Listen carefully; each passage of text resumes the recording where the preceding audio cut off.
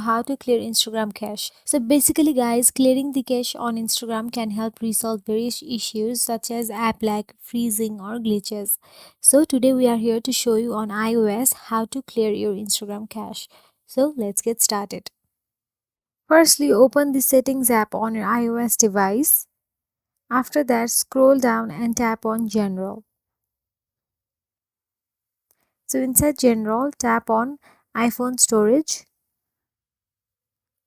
and scroll down to find Instagram from the list of installed apps.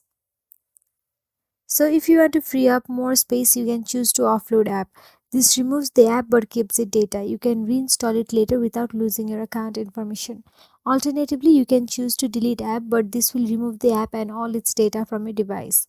After clearing the cache or deleting the app, you can reinstall Instagram from the App Store. So guys, by following these steps, you can clear the cache on Instagram for iOS device, helping to improve the app's performance and resolve any issues you may be experiencing. So if you found this video helpful, please like, share and subscribe our channel, and thank you for watching.